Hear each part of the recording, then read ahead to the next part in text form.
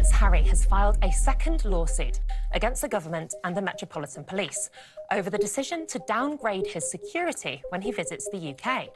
When the Duke announced he would be stepping down as... You are not going to believe the bombshell that just dropped about Prince Harry.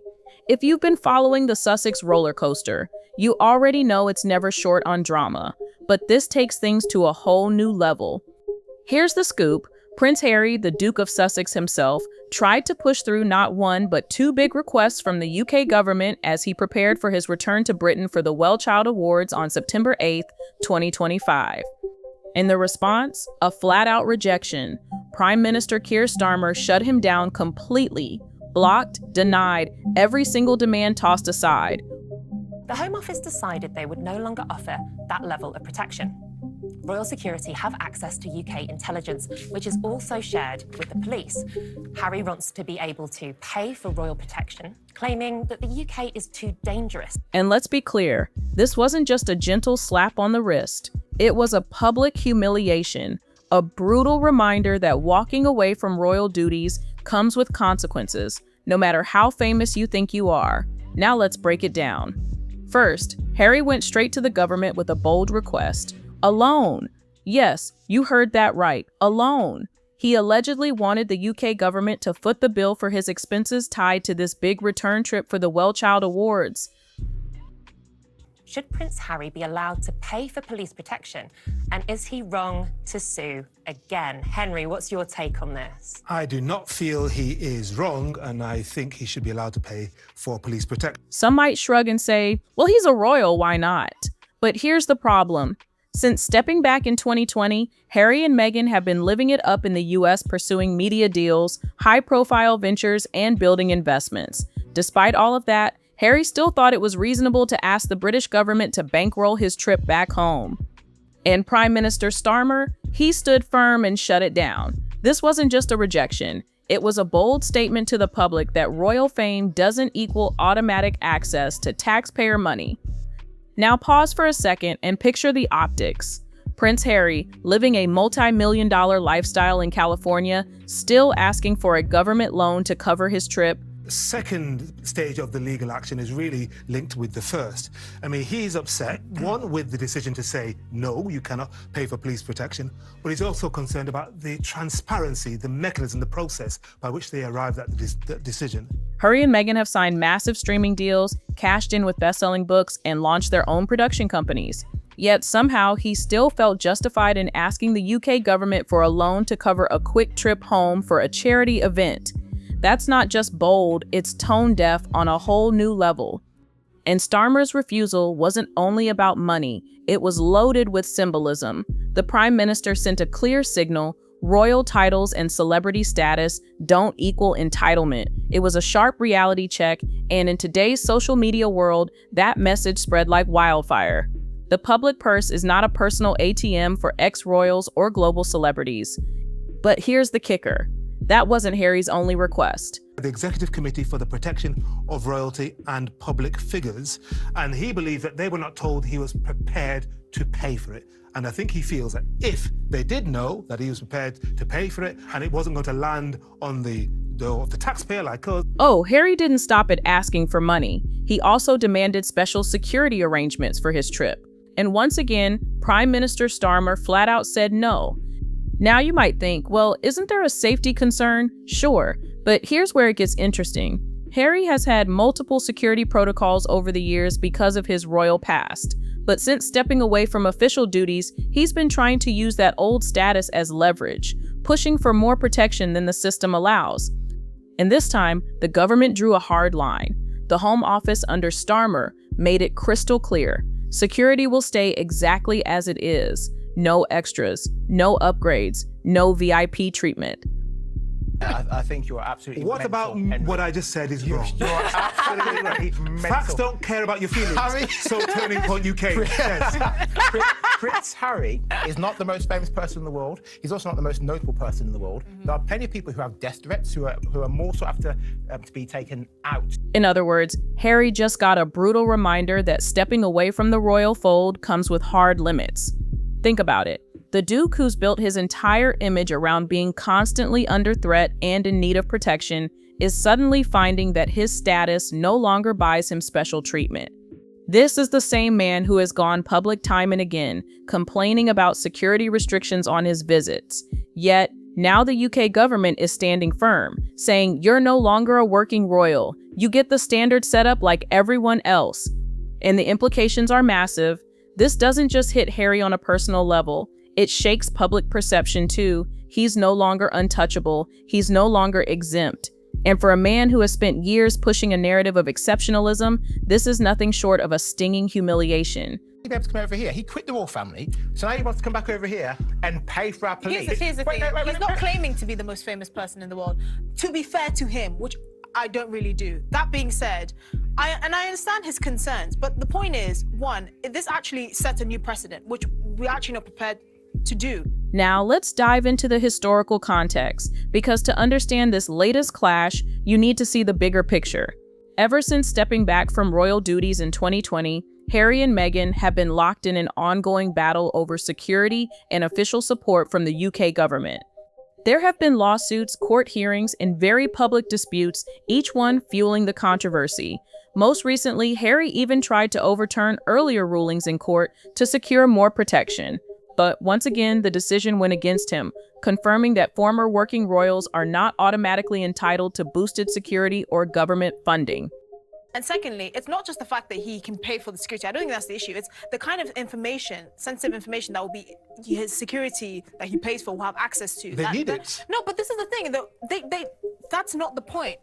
He is one person. He cannot change the choice. It was right after that court ruling that Harry went straight to Prime Minister Starmer, hoping for a more sympathetic outcome. But as we now know, that didn't happen. Starmer stood his ground, proving that political authority won't bend to celebrity or fading royal status. Now, let's flip to Harry's perspective for a second. From his side, he probably felt his security concerns were valid, that even a short charity trip back to the UK carried risks. And yes, he has a family, young children included, who are part of these visits. But here's the glaring problem. The optics, to the public, it looks less like safety planning and more like a handout request, all while living a multi-million-dollar lifestyle in California luxury.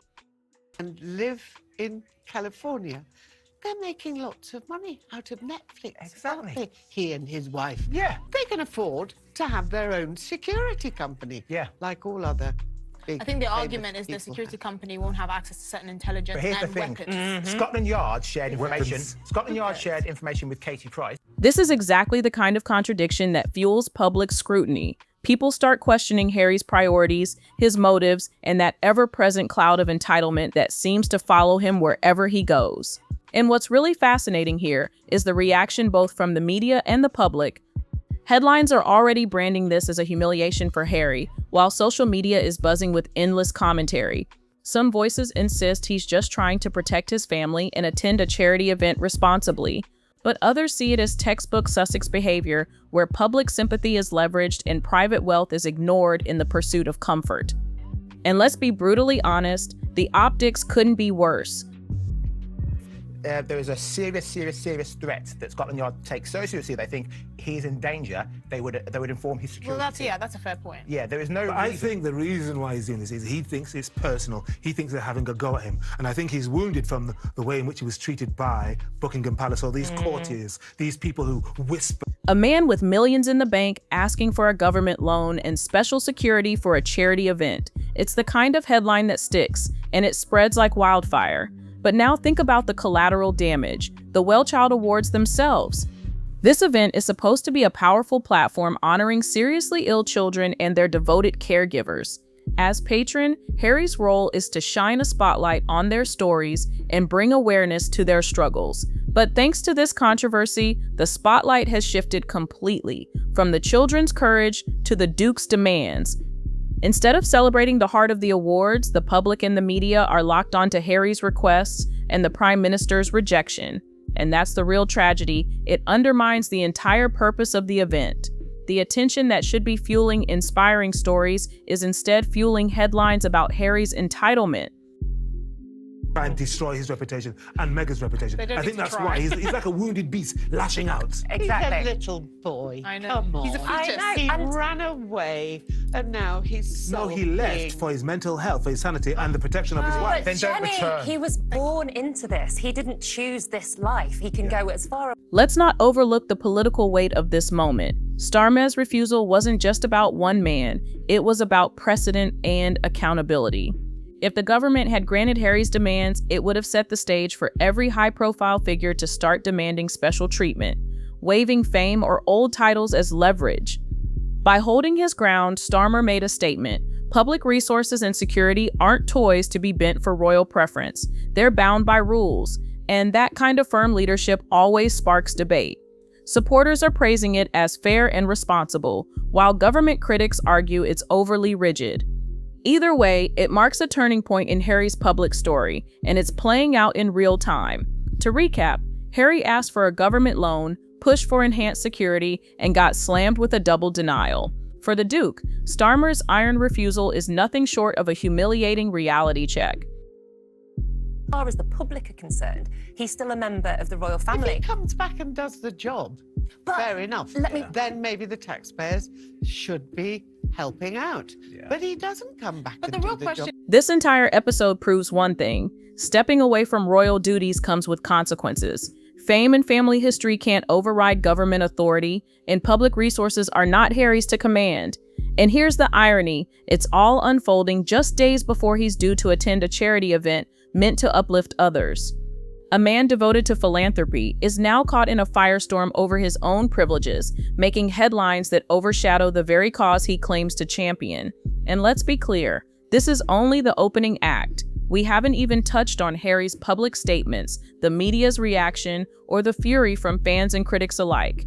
This first chapter focuses on his outrageous demands and the government's firm rejection. But mark my words, the story is far from over. September 8th is shaping up to be a pivotal moment that could redefine Harry's entire public image. genuine risk to his life, Exactly. then Scotland Yard will take it seriously. But at the moment, that is not the case. And he cannot pay to have, because what he's literally paying for is access to sensitive information about how the police conduct their affairs. And I don't think they should breach this precedent just for Prince Harry. And the world will be watching closely to see how Harry navigates this humiliation, manages his image, and survives the blinding spotlight of scrutiny. This is the reality. Stepping away from royalty does not mean freedom from accountability. Privilege doesn't erase judgment, and fame, while powerful, can just as easily magnify embarrassment when demands are shot down. Starmer's firm stance wasn't only political, it was social, cultural, and deeply personal. Harry will feel it privately as a man and publicly as a figure stripped of automatic privilege. And with the WellChild Awards just around the corner, all eyes are locked on him. Not just as a patron of charity, but as someone being forced to confront the limits of privilege in a world that won't bend.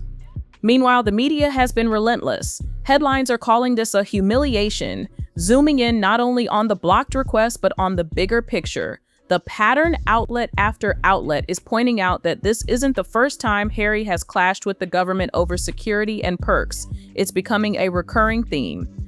A man who once had everything handed to him is now struggling to adjust to harsh reality.